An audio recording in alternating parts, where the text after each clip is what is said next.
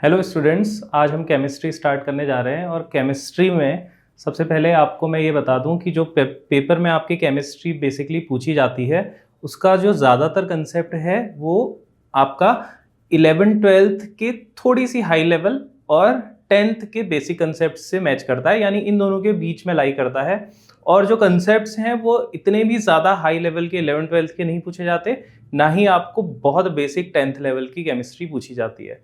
तो ये जो केमिस्ट्री मैं यहाँ पे आज आपके सामने करवाने जा रहा हूँ वो सारी की सारी केमिस्ट्री और उससे रिलेटेड क्वेश्चंस हम आज इसमें कंप्लीट करेंगे। इसके साथ साथ इससे रिलेटेड जो बेसिक क्वेश्चंस हैं वो साथ साथ टॉपिक्स के साथ हम कंप्लीट करने जा रहे हैं। तो सबसे पहले हम केमिस्ट्री का पहला टॉपिक स्टार्ट कर रहे हैं जिसे हम बोलते हैं मैटर्स या फिर पदार्थ। ठीक है, तो मैटर्स एक्चुअली क्या होते हैं? मैटर्स जनरली आपकी सराउंडिंग्स में 3 फॉर्म्स में पाए जाते हैं बेसिकली। अदरवाइज और भी बहुत सारी फॉर्म्स हैं, जैसे प्लाज्मा भी एक फॉर्म है, बट बेसिक जो फॉर्म्स हैं वो 3 हैं: सॉलिड, लिक्विड और गैस। ठीक है, तो मैटर्स जो है आपके सराउंडिंग में, स्टेट्स ऑफ मैटर जो है वो 3 टाइप का होता है: सॉलिड हो गया, लिक्विड हो गया और गैस हो गया। अब इन सॉलिड, लिक्विड, गैस से आपके कुछ क्वेश्चंस बनते हैं। वो तीनों टर्म्स क्या कहे जाते हैं और कैसे उनको आपके क्वेश्चंस में पूछा जाएगा वो आप समझिए यहाँ पे। ठीक है, जो आपके ये 3 स्टेट्स ऑफ मैटर्स हैं वो कुछ आपको इस तरीके से यहाँ पे दिख रहे होंगे, सॉलिड, लिक्विड और गैस की फॉर्म में। अब इनके कन्वर्जन्स से रिलेटेड क्वेश्चन पूछा जाता है कि जैसे अगर सॉलिड को हम लिक्विड में चेंज करते हैं तो उस प्रोसेस को क्या बोलते हैं, या लिक्विड को हम गैस फॉर्म में चेंज करते हैं तो उस प्रोसेस को क्या बोलते हैं। तो ये एक पूरी साइकिल आपके सामने शो हो रही है जिसमें आपको दिखाया गया है कि अगर आप किसी सॉलिड को, जैसे आप अगर किसी आइस को लिक्विड में कन्वर्ट करते हो तो उस प्रोसेस को हम बोलते हैं क्या? Melting process. ठीक है, वहीं अगर कोई लिक्विड ऑपोजिट सॉलिड में कन्वर्ट हो रहा है तो उस प्रोसेस को क्या बोला जाएगा? उसे बोला जाएगा फ्रीजिंग। जैसे आप किसी लिक्विड को, पानी को क्या करते हो? आइस में कन्वर्ट करते हो, उसे बोला जाता है फ्रीजिंग। दूसरी प्रोसेस है जब लिक्विड को आप डायरेक्टली गैस में कन्वर्ट करते हो। तो अगर कोई भी लिक्विड अगर गैस में कन्वर्ट हो रहा है तो वो प्रोसेस कहलाती है इवेपोरेशन या वेपोराइजेशन, इस टर्म्स को बोला जाता है।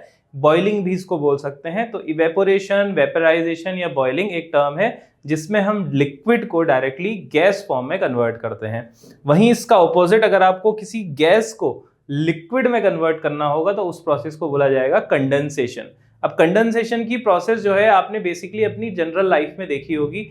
जैसे अगर आपने कभी एसी के ट्यूब्स या फिर एसी के जो आपके डक्ट्स होते हैं उनको अगर नोटिस किया होगा तो वो जो कॉपर की पूरी पाइपलाइन जाती है उसके चारों तरफ से एक पानी की वेपर या फिर पानी की एक लेयर जो है वो जम जाती है। वो एक्चुअली में क्या है, जो सराउंडिंग्स में आपका जो एयर है उसको कंडेंस कर दिया गया है, क्योंकि उस कंडेंस या फिर सराउंडिंग की एयर में पानी पाया जाता है और उस पानी को कंडेंस करके वेपर की फॉर्म में कन्वर्ट कर दिया जाता है या कन्वर्ट हो जाता है इतनी ज़्यादा ठंडी होने की वजह से वो पूरी की पूरी रॉड। ठीक है, ये चीज़ आपने फ्रिजेस में भी बाहर से देखी होगी कि बाहर से जो कंडेंसर लगा होता है उसके चारों तरफ पानी जम जाता है। उसका रीज़न ये है कि उसका टेम्परेचर बहुत लो होने के कारण आसपास सराउंडिंग्स में जो आपका वेपर फॉर्म है वो सारी कन्वर्ट हो जाती है वाटर में। इसे हम बोलते हैं कंडेंसेशन।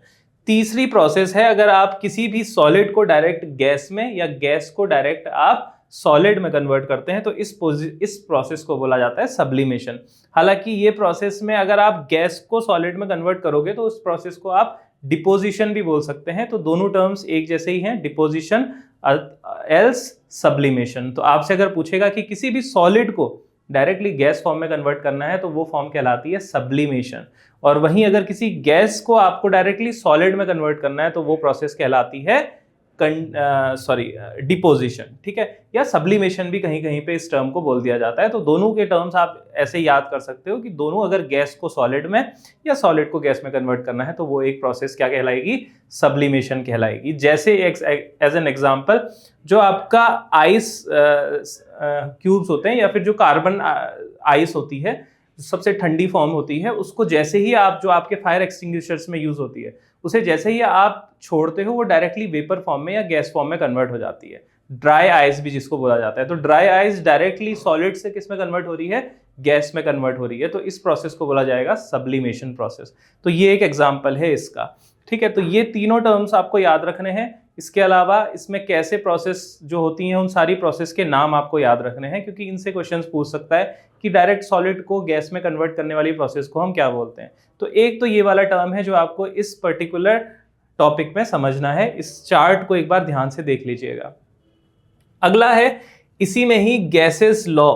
ठीक है, गैस लॉ जो है वो आपके जनरली किसने दिए थे? ये गैस लॉ आपके 3 पर्टिकुलर साइंटिस्ट थे। इन तीनों ने अलग अलग गैस लॉ दिए हैं और इन तीनों गैस लॉ को हमने यहाँ पर मेंशन भी किया है। पहला है बॉयल्स लॉ, दूसरा है चार्ल्स लॉ, तीसरा है गेल-लुसैक लॉ और एक कंबाइंड लॉ इन तीनों को मिला के बनता है। ठीक है, तो सबसे पहले हम बात करेंगे चार्ल्स लॉ की। ठीक है, इसको याद करने के लिए आप ऐसे याद कर सकते हैं कि चार्ल्स लॉ पीवी, उसके बाद आया कौन सा, सॉरी सबसे पहले बॉयल्स लॉ, या फिर आप अल्फाबेटिकली भी देखेंगे तो सबसे पहले बी, सी और जी। तो बी में है पीवी, फिर उसके बाद वीटी, फिर टीपी, यानी प्रेशर और वॉल्यूम का रिलेशन जो दिया था वो बॉयल्स ने दिया था।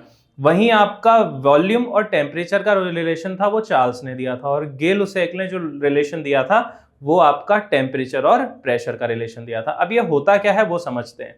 यहां पर बॉयल्स ने क्या बोला कि अगर प्रेशर और वॉल्यूम, अगर कोई भी टेम्परेचर कांस्टेंट होगा, तो अगर किसी भी मान लो एक बीकर में आपने कुछ सब्सटेंस रखा हुआ है, तो जितना आप प्रेशर बढ़ाओगे उतना ही ज्यादा वॉल्यूम उसका क्या होगा, प्रेशर उतना ही उसका जो वॉल्यूम है वो क्या होगा, वो डिक्रीज होगा। तो pressure is inversely proportional to volume.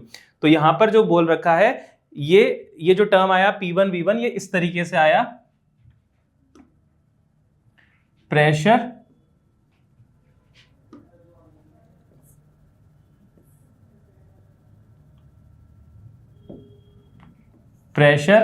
Is inversely proportional to volume. यानी कि अगर मान लो एक बीकर है आपके पास और इसके अंदर आपने कोई गैस रखी हुई है, ठीक है, जितना ज्यादा आप इसमें क्या करेंगे, प्रेशर इंक्रीज करेंगे, उतना ही उसकी वॉल्यूम क्या होगी, कम होगी, और जितना ही ज्यादा प्रेशर आप कम करोगे उतनी ही ज्यादा उसकी वॉल्यूम बढ़ जाएगी। तो pressure is inversely proportional to volume होता है। और यहीं से ही आपका जो टर्म आया, मान लीजिए ये आपका P1 है, ये V1 है, एक टर्म और अगर P2 V2 होता तो वो आपका क्या बनता, V1 इधर आ जाता और वो इक्वल हो जाता P2 V2 के। तो ये हमेशा एक टर्म जो होता है वो कांस्टेंट होता है। अगर एक कांस्टेंट टेम्परेचर पे प्रेशर जो है वो इनवर्सली प्रोपोर्शनल होता है वॉल्यूम के।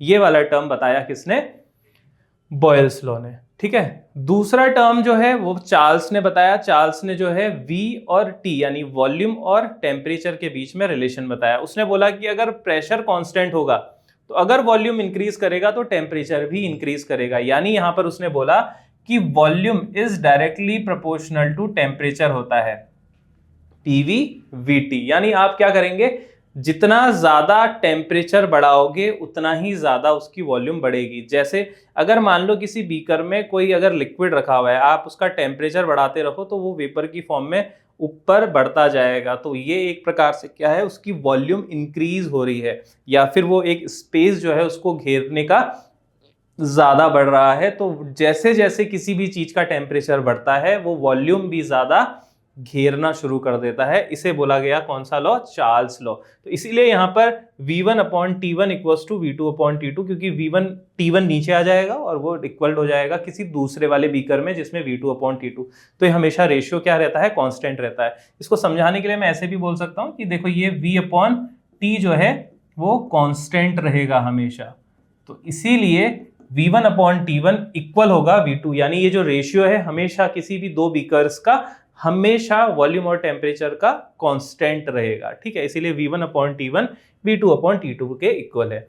तीसरा जो लॉ था वो गेल-लुसैक लॉ था। इसमें बोला गया कि अगर एक कांस्टेंट वॉल्यूम पे PV VT TP टेम्परेचर और प्रेशर के बारे में इसने बोला कि अगर किसी भी कंटेनर की आप क्या करेंगे, प्रेशर को इंक्रीज करेंगे तो ऑटोमेटिकली टेम्परेचर भी इंक्रीज हो जाएगा। जैसे मान लो कि अगर मैंने किसी इस बीकर में रखे हुए गैस को बहुत ज्यादा प्रेस किया तो ऑटोमेटिकली क्या होगा, उनके जो पार्टिकल्स हैं उनके बीच में कॉलिजन होगा और एक हीट जनरेट होगी, जिस कारण से उस बीकर का टेम्परेचर भी इंक्रीज हो जाएगा। इसीलिए यहां पर बोला गया कि प्रेशर इंक्रीज करने से टेम्परेचर इंक्रीज करता है। इसीलिए यहां पर pressure is directly proportional to temperature है। और यहाँ से जो टर्म आएगा वो आएगा P/T कांस्टेंट।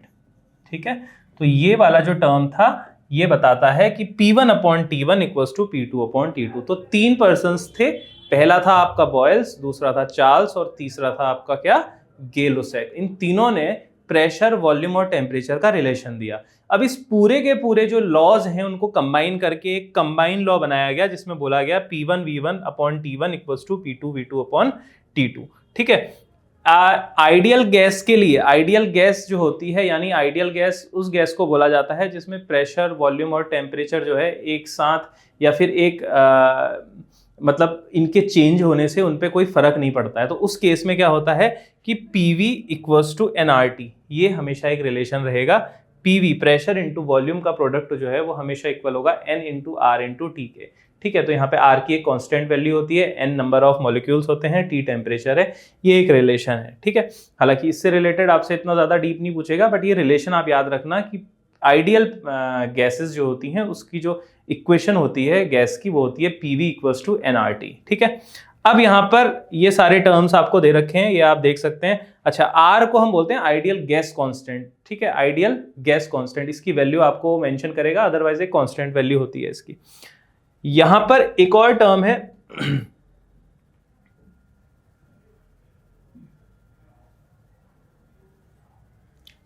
Dalton's law. अब ये डाल्टन ने इस गैस से रिलेटेड एक लॉ दिया। इसने क्या बोला कि अगर मान लो कोई बीकर है, ठीक है, कोई बीकर है, इस बीकर में डिफरेंट टाइप की गैसेस रखी हुई हैं।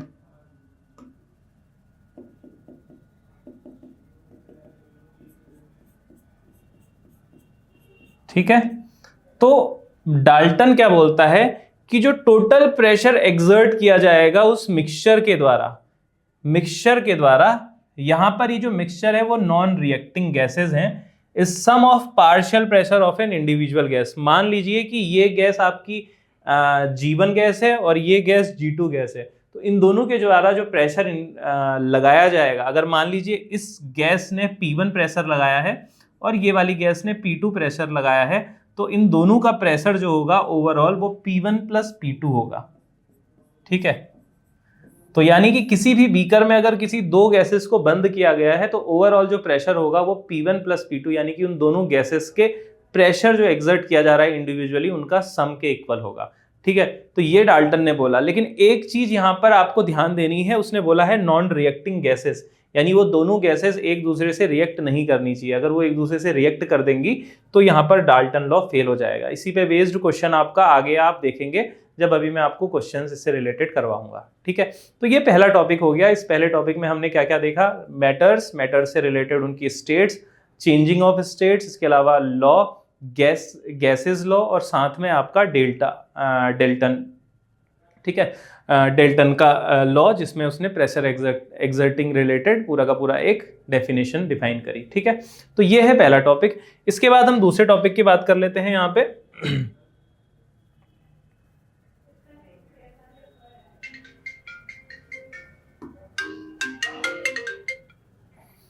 ठीक है, दूसरा है pure and impure matters. Pure and impure matters में मतलब क्या है कि एक वो सारे मटेरियल्स जो या तो प्योर फॉर्म में होते हैं या इम्प्योर फॉर्म्स में होते हैं, उन्हें प्योर या इम्प्योर मैटर्स बोला जाता है।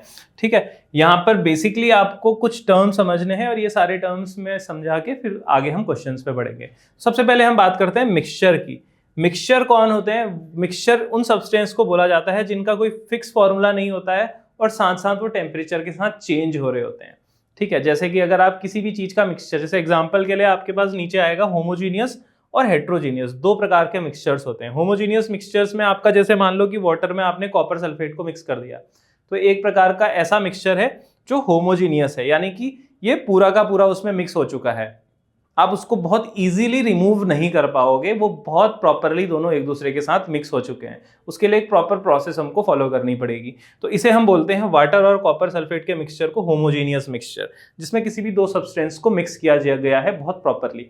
वहीं हेट्रोजीनियस मिक्सचर वो होता है जिसमें आप सब्सटेंस को बहुत ईजिली क्या कर सकते हैं, सेपरेट कर सकते हैं थोड़ी सी प्रोसेसेस के थ्रू, ईजी प्रोसेसेस के थ्रू। ठीक है, इन्हें हम बोलते हैं कौन सी मिक्सचर्स? Heterogeneous mixtures. तो हेट्रोजीनियस मिक्सचर्स के एग्जांपल अगर आप देखें तो यहाँ पर दो प्रकार के हेट्रोजीनियस मिक्सचर्स होते हैं, पहला है सस्पेंशन और दूसरा है कोलाइडल। ठीक है, हेट्रोजीनियस सस्पेंशन जो होता है वो हेट्रोजीनियस मिक्सचर होता है। इसका एग्जांपल अगर मैं बताऊं तो चॉक पाउडर और वाटर का मिक्सचर है। देखो बहुत सिंपल सा, अगर किसी भी वाटर में चॉक पाउडर आप मिलाओगे तो वो इजीली रिमूव हो सकता है अगर वाटर को आप इवेपोरेट कर दो तो ये एक बहुत सिंपल सी प्रोसेस है जिसमें आप चॉक को अलग कर सकते हो वाटर से। एक प्रकार का कैसा मिक्सचर है, हेट्रोजीनियस मिक्सचर है, जिसमें आप प्रॉपरली वो दोनों के दोनों मिक्सचर्स या दोनों सब्सटेंस एक दूसरे से मिक्स नहीं हुए हैं। दूसरी चीज होती है कोलाइडल मिक्सचर्स। कोलाइडल मिक्सचर्स जैसे कि आपका दूध और पानी, ठीक है, इन दोनों को आपको मिक्स अगर करेंगे तो ये एक प्रकार का कोलाइडल मिक्सचर्स होता है। कोलाइडल मिक्सचर यानी कि ये ऐसा मिक्सचर है जो ना तो प्रॉपर होमोजीनियस है ना ही प्रॉपर हेट्रोजीनियस है, लेकिन इन दोनों के बीच में है और कैटेगरीली कंसीडर होता है ये हेट्रोजीनियस मिक्सचर में।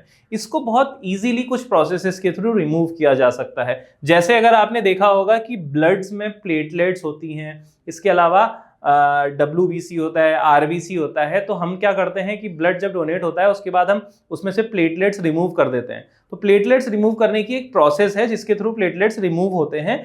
तो वो जो प्रोसेस है वो बहुत easily as compare to homogeneous mixtures remove हो जाती है। यानी वो जो सारे मिक्सचर्स हैं उसके अंदर जो सारे सब्सटेंस है वो इतने प्रॉपरली मिक्स नहीं हुए हैं, इसलिए आप उनको बहुत आसानी से रिमूव कर ले रहे हैं और इस मिक्सचर्स को बोला जाता है कोलाइडल मिक्सचर्स। इसी के कुछ एग्जांपल्स हैं, जैसे फॉग हो गया, ठीक है, फॉग यानी कि कोहरा जो लगा रहता है, क्लाउड्स हो गए, स्टार्च हो गया, और ये सारी चीजें जो है एक इफेक्ट दिखाती हैं जिसे हम बोलते हैं टिंडल इफेक्ट। टिंडल इफेक्ट को समझने के लिए आप ऐसे समझ सकते हो कि जैसे मान लो आपने कभी देखा होगा कि एक जंगल के बीच में पेड़ों के बीच में से लाइट निकल रही होती है, ठीक है, हल्की हल्की सी उन कोनों से लाइट निकल रही होती है। तो ये एक प्रकार की क्या दिखाती है, टिंडल इफेक्ट दिखाती है, यानी लाइट सीधे ना आके उनसे क्या कर रही है, हल्का हल्का रिफ्लेक्ट हो रही है और थोड़े थोड़े दाने दाने जैसे आपको दिखेंगे। ठीक है, ऐसा ही सेम चीज अगर आप किसी दूध और पानी के मिक्सचर में लाइट को डालोगे तो जो बाहर को आएगा ना वो सारा एक लाइट जो है एक प्रकार का टिंडल इफेक्ट दिखाएगी। उस प्रोसेस या फिर उस लाइट को हम बोलते हैं कि ये लाइट जो है एक टिंडल इफेक्ट दिखा रही है। तो ये जो है टिंडल इफेक्ट दिखाता है। आपसे ऐसे क्वेश्चन पूछ सकता है कि टिंडल इफेक्ट कौन सा सॉल्यूशन शो करता है, तो ध्यान रखना ये करता है कौन सा सॉल्यूशन, कोलाइडल सॉल्यूशन। ठीक है, तो दो प्रकार के मिक्सचर्स होते हैं, एक होता है होमोजीनियस, दूसरा होता है हेट्रोजीनियस, और दोनों के जो आपके एग्जांपल्स हैं वो भी यहाँ पर आपको मेंशन कर दिए गए हैं। उसके बाद हम बात कर लेते हैं सेपरेशन की, कि कैसे इन मिक्सचर्स को सेपरेट किया जाता है। तो ये कुछ आपके पास प्रोसेसेस हैं जिनके थ्रू हम इन मिक्सचर्स को सेपरेट करते हैं। जैसे इवेपोरेशन, इवेपोरेशन का बहुत बेसिक सा एग्जांपल, जैसे मान लो कि एक वाटर में कुछ डाई मिक्स है, डाई यानी कि कोई स्याही जो है उसको मिक्स किया गया है, अगर उसको अलग करना है तो आप क्या करोगे, वाटर को इवेपोरेट कर दोगे, वाटर इवेपोरेट हो जाएगा, नीचे बेसमेंट में आपकी डाई जमी रह जाएगी, उसे हम बोलेंगे कि वाटर और डाई की जो प्रोसेस है ये इवेपोरेशन प्रोसेस है, सेपरेटिंग, क्या करना है हमको, डाई को अगर वाटर से सेपरेट करना है तो।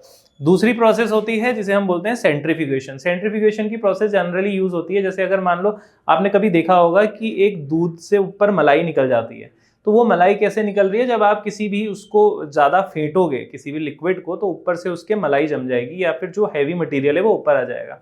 इसी को बोला जाता है सेंट्रीफ्यूगेशन प्रोसेस। तो किसी भी मिल्क में से क्रीम निकालना या किसी भी भारी सामान को एक लिक्विड में से अलग करना वो कहलाता है सेंट्रीफ्यूगेशन प्रोसेस। तीसरी चीज है separating funnel. Separating funnel generally use होती है कोई दो इमिसिबल लिक्विड्स के लिए, जैसे मान लो कि पानी और तेल दोनों मिक्स हुए हैं, लेकिन दोनों के दोनों कभी भी आपके मिक्स नहीं होंगे, दोनों एक दूसरे के ऊपर लेयर बना देंगे।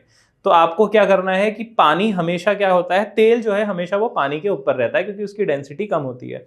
तो आपको क्या करेंगे, आप जैसे सेपरेटिंग फनल में उसको डालोगे तो नीचे से सेपरेटिंग फनल ओपन करते ही वाटर सारा का सारा नीचे चला जाएगा और बचेगा आपका, जैसे ये मान लो कि पानी है और ये मान लो तेल है, तो सेपरेटिंग फनल जैसे ही नीचे ओपन होगा ये पानी पूरा नीचे चला जाएगा और बचेगा सिर्फ इसमें क्या, तेल, और उस तेल को आप उसमें से अलग कर सकते हो। इसे सेपरेटिंग फनल की प्रोसेस बोला जाता है। तीसरी चीज है सब्लिमेशन प्रोसेस। सब्लिमेशन प्रोसेस यानी कि मैंने आपको सब्लिमेशन का टर्म बताया था कि किसी भी सॉलिड को डायरेक्टली गैस में कन्वर्ट कर देना, तो यहाँ पर भी सेम वही प्रोसेस है। अमोनियम क्लोराइड और सॉल्ट के जो आपके सब्लिमेशन टेम्परेचर्स होते हैं या फिर इवेपोरेटिंग टेम्परेचर्स होते हैं, वो दोनों डिफरेंट होते हैं। तो आपको क्या करना है, इन दोनों को जैसे ही आप हीटअप करोगे तो एक बीकर में अमोनियम क्लोराइड जो है वो ऊपर की तरफ को जमना शुरू हो जाएगा, क्योंकि उसका जो टेम्परेचर है वो या इवेपोरेटिंग टेम्परेचर है वो थोड़ा कम है। ठीक है, तो वो ऊपर लेयर में जम जाएगा, सॉल्ट नीचे ही रह जाएगा, तो आप उसको बहुत इजीली बाद में अलग कर सकते हो। इस प्रोसेस को बोला जाता है सब्लिमेशन प्रोसेस। दो प्रोसेस और हैं, क्रोमेटोग्राफी और डिस्टिलेशन। क्रोमेटोग्राफी से नाम से ही समझ में आ रहा है क्रोमा यानी कि कलर्स।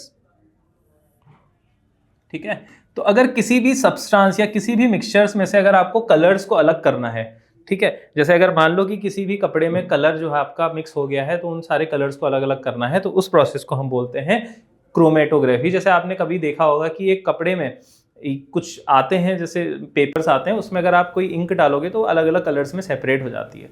तो एक प्रोसेस होती है, इस प्रोसेस को बोला जाता है क्रोमेटोग्राफी, जिसके थ्रू हम क्या करते हैं, कलर्स को एक दूसरे से अलग अलग करते हैं। तो अगर आपसे पूछ दे कि कलर्स को सेपरेट करने की प्रोसेस को क्या बोला जाता है, तो आप याद रखेंगे क्या कहते हैं इसे, क्रोमेटोग्राफी। लास्ट टर्म है डिस्टिलेशन। डिस्टिलेशन क्या होता है? डिस्टिलेशन वो प्रोसेस, देखो यहाँ पे पूरी प्रोसेस डिस्टिलेशन की वैसे यहाँ पे दिख भी रही होगी आपको। ठीक है, ये है डिस्टिलेशन की प्रोसेस। डिस्टिलेशन में होता क्या है, बेसिकली एसीटोन और वाटर का मान लो एक मिक्सचर है।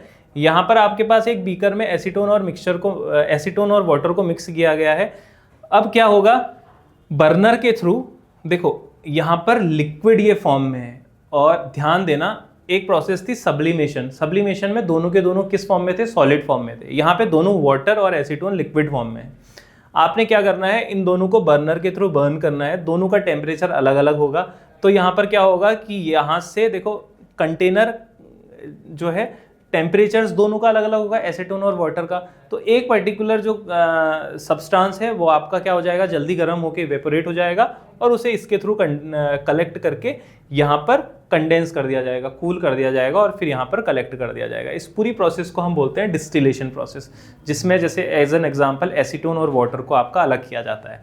ठीक है, तो यहाँ पर एक गैस बर्नर के थ्रू इसको हीट करके कंडेंस करके फिर जो एक पर्टिकुलर सब्सटेंस है उसको अलग कर दिया जाता है। सेम प्रोसेस सब्लिमेशन में भी होती है, बस फर्क ये होता है कि यहाँ पर जो सब्सटेंस होता है वो आपका सॉलिड होता है, तो ऑटोमेटिकली इस पर्टिकुलर एरिया में यहाँ पर आपके क्या होगा, जम जाएगा दूसरा सब्सटेंस जिसका सब्लिमेशन या टेम्परेचर जो है वो थोड़ा सा कम है, तो ये ऊपर जम जाता है और फिर आप उसको अलग से सेपरेट कर देते हैं।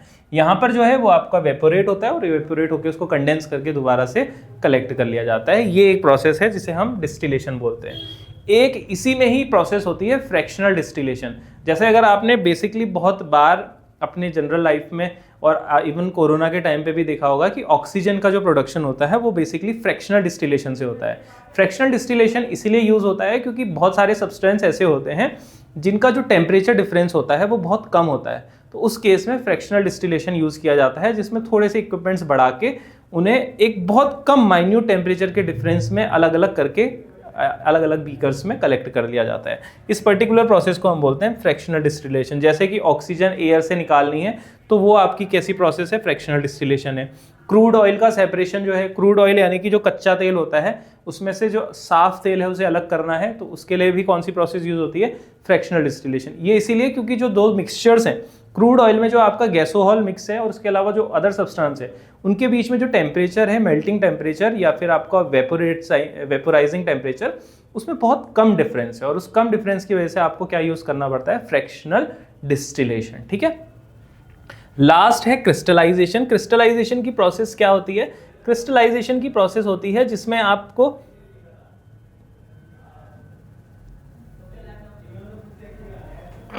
किसी भी सब्सटेंस को क्रिस्टल की फॉर्म में कन्वर्ट करना होता है। जैसे मान लो कि एक सॉल्ट है, सॉल्ट आपका अगर सी से आप सॉल्ट निकालते हो तो वो क्या होता है कि इम्प्योरिटीज में पाया जाता है, उसमें और भी बहुत सारी इम्प्योरिटीज होती हैं। तो एक तो प्रोसेस ये है कि आप क्या करो कि पानी निकालो, पानी को आप इवेपोरेट करो, तो नीचे जो जम जाएगा वो पूरा का पूरा नमक है। बट क्या वो सही में शुद्ध नमक है? नहीं, उसमें और भी बहुत सारी इम्प्योरिटीज़ हैं। तो होता क्या है कि सॉल्ट की एक क्वालिटी होती है कि वो क्रिस्टल फॉर्म में कन्वर्ट हो जाता है। अब जैसे ही आप क्या करोगे, इस पर्टिकुलर पूरे के पूरे जो आपके पास मटेरियल आया उसको पहले आप क्या करना है कि इवेपोरेट करके जो आपको इम्प्योरिटी मिली उसमें सॉल्ट वाले फॉर्म को क्रिस्टलाइज करना है। ठीक है। इसकी एक प्रोसेस होती है, कुछ केमिकल्स डाले जाते हैं तो सॉल्ट उसमें क्रिस्टलाइज हो जाता है, क्रिस्टल हो जाता है, क्रिस्टल फॉर्म में कन्वर्ट हो जाता है। रिमेनिंग जो ऊपर इंप्योरिटीज़ बचती हैं उन सबको आप आसानी से एक्सट्रैक्ट कर सकते हो। तो ये एक प्रोसेस है जिसे हम क्रिस्टलाइजेशन प्रोसेस बोलते हैं, जिसके थ्रू आप सॉल्ट को एक्सट्रैक्ट करते हो सी से, ठीक है। सॉल्ट को निकालने की एक प्रोसेस है जिसे हम क्रिस्टलाइजेशन बोलते हैं। CuSO4 यानी ब्लू विट्रोयल निकालने के लिए, CuSO4 नाम याद रखना, ये बहुत बार पूछा जाता है कि CuSO4 का कलर कैसा होता है, या कॉपर का जनरली वैसे कलर जो होता है वो कॉपर सल्फेट का ब्लू विट्रोयल कलर होता है, ठीक है। तो ये इम्प्योरिटीज़ में से कॉपर को निकालने की जो प्रोसेस होती है उसे हम बोलते हैं क्रिस्टलाइजेशन, ठीक है।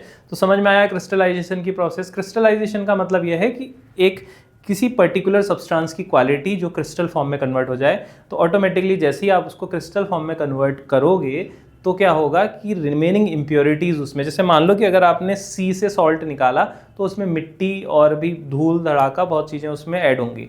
तो आपने सिर्फ अगर उसमें से क्रिस्टल्स को अलग करना है, यानी सॉल्ट के क्रिस्टल्स को अलग करना है, तो पर्टिकुलर सॉल्ट को क्रिस्टलाइज करिए, ऊपर जितना भी धूल मिट्टी जो भी है वो सारी की सारी आप अलग से हटा सकते हैं।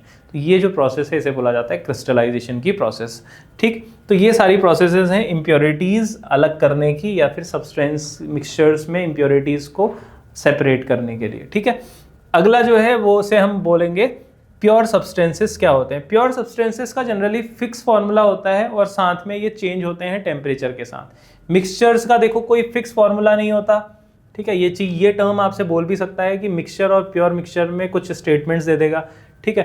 तो फिक्स फार्मूला नहीं होता, लेकिन टेम्परेचर के साथ ये चेंज होते हैं। लेकिन यहाँ पर जो है इनका फिक्स फार्मूला होता है और टेम्परेचर के साथ तो दोनों के दोनों वेरी करते हैं। यहाँ पर दो टाइप के आपके सब्सटेंसेस हैं, एक है एलिमेंट और दूसरा है क्या, कंपाउंड्स। इन दोनों टर्म्स को हम आगे समझेंगे। एलिमेंट्स और कंपाउंड्स के फॉर एन एग्जांपल मैं बता दूं, जैसे कि एक एलिमेंट है आपका हाइड्रोजन, ऑक्सीजन, ये सब अलग अलग सेपरेट एलिमेंट्स हैं, ठीक है। वैसे कॉपर, सिल्वर, गोल्ड, मरकरी, ये सारे के सारे एलिमेंट्स हैं। वहीं अगर इनका मिक्सचर यानी कंपाउंड होता है, जैसे कि H2O एक कंपाउंड है, ठीक है, वाटर मॉलिक्यूल भी इसको बोल दिया जाता है।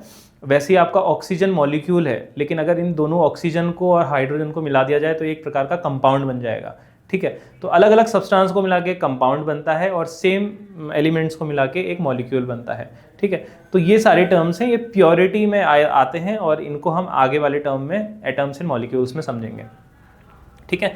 कुछ और भी टर्म्स हैं जिसे हम बोलते हैं फिजिकल और केमिकल चेंजेस। फिजिकल और केमिकल चेंजेस क्या होते हैं, जैसे for an example physical changes, Hindi में इनको बोलता है भौतिक और रासायनिक परिवर्तन, ठीक है।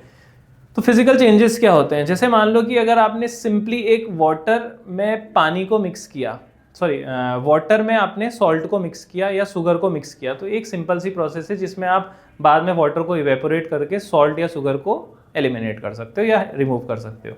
तो ये बहुत सिंपल सी प्रोसेस है। तो ये एक फिजिकल चेंज है। लेकिन केमिकल चेंज क्या होता है, वो केमिकल चेंज उसे कहा जाता है जिसमें वो पूरा का पूरा सब्सटेंस एक नई फॉर्म में कन्वर्ट हो गया। जैसे मान लीजिए आपने कोल को जब आपका गर्म किया या लकड़ी को आपने जलाया तो एक वो कोयले में कन्वर्ट हुआ, या कोयला जो है वो राख में कन्वर्ट हुआ।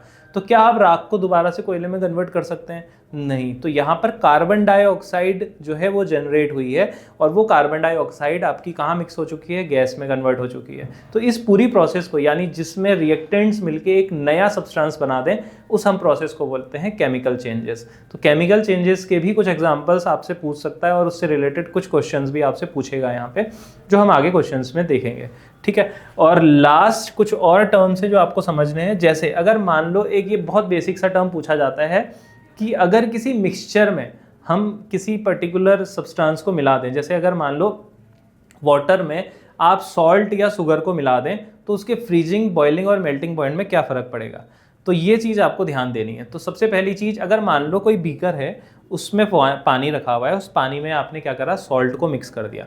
तो अगर शुरू में उसका जो बॉइलिंग पॉइंट था, मान लो जो वाटर है उसका बॉइलिंग पॉइंट की मान लो कि वो 100 डिग्री सेल्सियस पे आपका क्या हो जाता था, इवेपोरेट हो जाता था। अब जैसे ही आप उसमें सॉल्ट मिलाओगे तो उसका जो बॉइलिंग पॉइंट है वो बढ़ जाएगा, ठीक है। यानी वो 100 डिग्री सेल्सियस पे अब इवेपोरेट नहीं होगा। अब वो ऐसा हो सकता है कि 120 या 130 डिग्री सेल्सियस में अब जाके क्या हो, इवेपोरेट हो। तो पहला टर्म ये आपको ध्यान रखना है कि किसी भी मिक्सचर, किसी भी वाटर में या किसी भी सब्सटेंस में कोई दूसरा मिक्सचर ऐड करने से उसका जो टेम्परेचर है, बॉइलिंग टेम्परेचर है, वो इंक्रीज़ होता है। वहीं फ्रीजिंग पॉइंट की अगर हम बात करें तो मान लो अगर कोई भी सब्सटेंस था वो फ्रीज होता था वाटर, या अगर मैं वाटर की बात करूं तो वो फ्रीज होता था मान लो कि 0 डिग्री सेल्सियस पे, ठीक है। अब 0 डिग्री सेल्सियस पे अगर वो फ्रीज होता था तो वो अब क्या होगा, फ्रीजिंग पॉइंट उसका बढ़ जाएगा। अब वो मान लो कि 4 डिग्री या 10 डिग्री सेल्सियस में ही आपका क्या हो जाएगा, फ्रीज होना शुरू हो जाएगा। तो यहाँ पर फ्रीजिंग पॉइंट जो है वो वेरी करता है। तो दोनों चीज़ें याद रखनी है, बॉइलिंग पॉइंट इंक्रीज करता है और फ्रीजिंग पॉइंट यहाँ पर डिक्रीज कर जाता है। फ्रीजिंग पॉइंट देखो जब आपका 0 पे था, वो फ्रीजिंग पॉइंट डिक्रीज होकर 10 डिग्री सेल्सियस पे आ गया है, ठीक है। तो यहाँ पर फ्रीजिंग पॉइंट हमेशा डिक्रीज होता है और बॉइलिंग पॉइंट हमेशा इंक्रीज होता है। ये दोनों चीजें याद रखना। वाटर की एक एनोमलस क्वालिटी भी है, वो भी मैं आगे बताऊंगा। By increasing the pressure boiling point of water also increase. ये भी ध्यान देना, अगर आप क्या करोगे, किसी भी कंटेनर में अगर आपने पानी रखा हुआ है और उसमें ऊपर से बहुत ज़्यादा प्रेशर इंसर्ट कर रहे हो, प्रेशर एक्सर्ट कर रहे हो, तो क्या होगा कि उसका जो बॉइलिंग पॉइंट है वो आपका इंक्रीज हो जाएगा। क्योंकि आप ऊपर से प्रेशर इंक्रीज कर रहे हो तो वो वेपर्स जो है वो इजीली ऊपर नहीं आ पाएंगे, तो वो ज़्यादा टेम्परेचर यूज़ करेंगे, तो इसीलिए जो बॉइलिंग पॉइंट है वो इंक्रीज हो जाएगा। जैसे मान लो कि पानी रखा हुआ है, आप जोर से उसको बीकर से दबा रहे हो, आप वैक्यूम से उसको दबाने की कोशिश कर रहे हो, तो वो जो अंदर जो वेपर्स हैं वो ऊपर नहीं आ पा रहे हैं। जब तक ऊपर नहीं आ पाएंगे तब तक क्या होगा कि उनके बीच में कॉलिजन होगा और ज़्यादा टेम्परेचर आपको चाहिए होगा उसको बाहर निकालने के लिए। तो क्या होता है कि अगर कभी भी प्रेशर जनरेट होगा तो बॉइलिंग पॉइंट वाटर का इंक्रीज होता है। एक एनोमलस क्वालिटी है वाटर की, वो भी आप समझ लीजिए। वाटर जो होता है जनरली क्या होना चाहिए, जब भी आप क्या करोगे, टेम्परेचर को रिड्यूस करोगे तो वाटर क्या होगा, फ्रीज होगा। लेकिन कोई भी लिक्विड जो है वो फ्रीज होगा, लेकिन वाटर की एक क्वालिटी है, वाटर देखो 4 डिग्री सेल्सियस तक अगर आप टेम्परेचर को रिड्यूस करो तो 4 डिग्री सेल्सियस पे वो फ्रीज होना शुरू हो जाता है, वहाँ पे वो आइस बन जाता है। फिर 4 डिग्री सेल्सियस से 0 डिग्री सेल्सियस के बीच में ये एक्सपेंड करता है, ठीक है। होना क्या चाहिए था, इसको और कॉन्ट्रैक्ट होना चाहिए था, यानी और वो बर्फ़ बननी चाहिए थी, जबकि 4 डिग्री सेल्सियस से 0 डिग्री के बीच में वो आपका बर्फ़ ना बन के एक्सपेंड होता है वहाँ पे, और फिर 0 से नीचे जाओगे तो फिर से वो फ्रीज होता है। तो ये एक एनोमलस क्वालिटी है या एक अजीब सी क्वालिटी है वाटर की, जो आपको ध्यान रखनी है। आपसे बोल सकता है कि कितने से कितने के टेम्परेचर के बीच में जो वाटर है वो एक एनोमलस क्वालिटी दिखाता है, तो 4 डिग्री सेल्सियस और 0 डिग्री सेल्सियस के बीच में, ठीक है। तो ये तो सारे के सारे टर्म्स आ गए जो हमने मैटर्स और प्योर एंड इम्प्योर के बारे में देखा, यानी मैटर्स क्या क्या होते हैं। इसके अलावा ये मैटर्स जो हैं किन 2 फॉर्म्स में पाए जाते हैं, प्योर और इम्प्योर में, जिसमें हमने मिक्सचर्स और जो है प्योर सब्सटेंस एलिमेंट्स के बारे में भी देखा, ठीक है। अब इससे रिलेटेड कुछ क्वेश्चंस हैं जो हम आगे इसमें करने वाले हैं, देख लेते हैं, जो आपके प्रीवियस ईयर पेपर्स में पूछे गए हैं।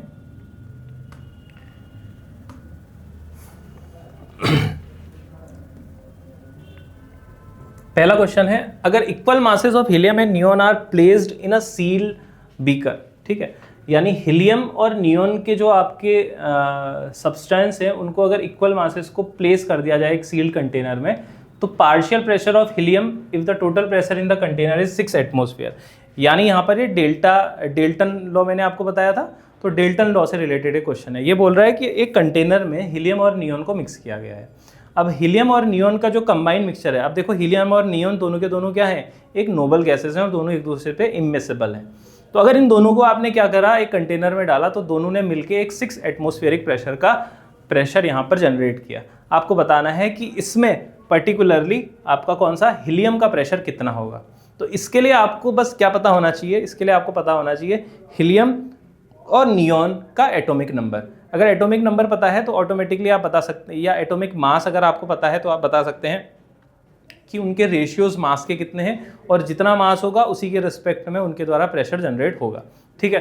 तो आपको देखो यहाँ पर अगर मैं दिखाऊं पीरियोडिक टेबल, तो ये पीरियोडिक टेबल में देखो हीलियम और नियॉन का एटॉमिक नंबर 2 और 10 होता है, ठीक है। यानी 2 और 10 इनका एटॉमिक नंबर है, इनका एटॉमिक मास हो जाएगा 4 और 20, ठीक है। जनरली दुगना होता है, तो मैं यहाँ पर मेंशन कर दे रहा हूँ इन दोनों के रेशियोज, ठीक है। तो मैं अगर बोलूँ कि हीलियम का जो वेट है वो 4 एटॉमिक मास यूनिट है, या मास 4 ग्राम बोल देते हैं, और नियॉन का जो वेट है वो है 20।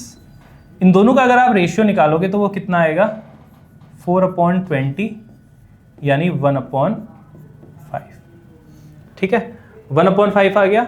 यानी अगर इन दोनों का सम देखो कितना दे रखा है कि इन दोनों ने मिलके 6 एटमॉस्फेरिक प्रेशर का प्रेशर उस बीकर में जनरेट किया। तो अगर इस 6 एटमॉस्फेयर को आपको इस रेशियो में बांटना हो तो आप कैसे बांटोगे? इस 6 एटमॉस्फेयर का मतलब इन दोनों का सम यानी 6 जो है वो इक्वल है 6 एटमॉस्फेयर के। तो एक यूनिट किसके इक्वल होगा? 1 एटमॉस्फेयर के। तो यानी कि जो हीलियम है वो 1 एटमॉस्फेरिक प्रेशर लगाता है और नियॉन जो है वो कितना लगाता है? 5 एटमॉस्फेरिक प्रेशर। ठीक है, तो यहां पर किसके लिए पूछा है इसने? Partial pressure of helium. Helium का आपका होगा, ये गलत है, यहां पर होगा 5 एटमॉस्फेरिक प्रेशर। ठीक है, 5 एटमॉस्फेरिक प्रेशर जो है वो कौन लगाता है यहां पर, जिसके लिए पूछा हुआ है what is the partial pressure of helium. अच्छा, हीलियम का पूछा है तो हीलियम का होगा 1। ठीक है, और नियॉन का होगा 5। तो दोनों में से किसी का भी पूछेगा तो आप बहुत इजीली कर सकते हो। बस आपको क्या पता होना चाहिए यहाँ पे? इनका एटॉमिक मास। अब ये दोनों चीज़ें हम आगे वाले टर्म में भी समझेंगे, बस अभी जस्ट इतना याद रखो कि एटॉमिक मास के पर्टिकुलर टर्म में आप उसका रेशियो निकालो और उसके बाद आप उसके एटमॉस्फेरिक प्रेशर को कैलकुलेट कर लो। ठीक है, अगला क्वेश्चन देखते हैं। ये है अगला क्वेश्चन। चलो, इसमें पूछ रहा है कि which mixture of gases at room temperature does not obey Dalton's law of partial pressure. यहाँ पर कुछ ऑप्शंस दिए हुए हैं। अब यहाँ पर आपको ये ध्यान देना है कि कौन से ऐसे मिक्सचर्स हैं। अगर यहाँ पर देखोगे ध्यान से तो देखो, नाइट्रोजन और ऑक्सीजन दोनों इमिसिबल हैं, कार्बन मोनोऑक्साइड और कार्बन डाइऑक्साइड ये भी दोनों इमिसिबल हैं। सेम SO2 और SO3 के लिए होता है, सल्फर डाइऑक्साइड और सल्फर ट्राइऑक्साइड के लिए। लेकिन एमाइन NH3 और HCl, ठीक है, ये दोनों के दोनों एक दूसरे से मिक्स हो जाते हैं। ठीक, तो हाइड्रोक्लोरिक एसिड और NH3 अमाइन दोनों एक दूसरे से मिक्स हो जाते हैं। इसी कारण से क्या होता है कि ये दोनों के दोनों क्या एक सॉल्ट जनरेट कर देते हैं, और ये दोनों मिसिबल होने के कारण क्या होगा कि एक डाल्टन लॉ को फॉलो नहीं करेंगे, जो मैंने आपको पहले बताया था। डाल्टन लॉ का मतलब क्या कि दोनों के दोनों क्या होने चाहिए? इमिसिबल होने चाहिए। अब यहाँ पर मिसिबल हो गए तो ऑटोमेटिकली ये ऑप्शन आपका क्या हो गया? एलिमिनेट हो गया। तो ये है आपका वही वाला टर्म जो मैंने अभी आपको डेल्टा लॉ में बताया। एक क्वेश्चन और आपको जो पूछा गया last, pure and impure substance से रिलेटेड। ये देखो, ये आपके पास दिख रहा होगा। इसमें पूछा है कि which of the following is not a chemical change. मैंने आपको अभी जनरली बताया भी था कि केमिकल चेंज और फिजिकल चेंजेस में फर्क क्या होता है। तो यहाँ पर देखो कुछ एग्जांपल्स दिए हुए हैं। Burning of coal in air, coal को एयर में जला देना क्या है? एक प्रकार की केमिकल प्रोसेस है। तो केमिकल प्रोसेस है, आपने पूछा है कि नॉट अ केमिकल चेंज, तो ये तो केमिकल चेंज हो गया। इसके अलावा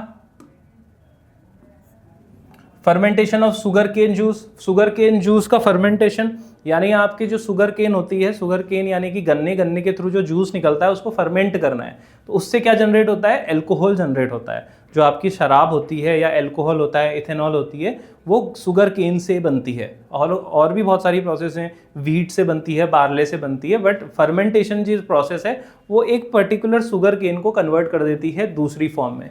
ठीक है, और दोबारा से उसको दोबारा शुगर केन में कन्वर्ट, शुगर केन जूस में कन्वर्ट नहीं किया जा सकता। तो ये भी एक प्रकार की केमिकल प्रोसेस है।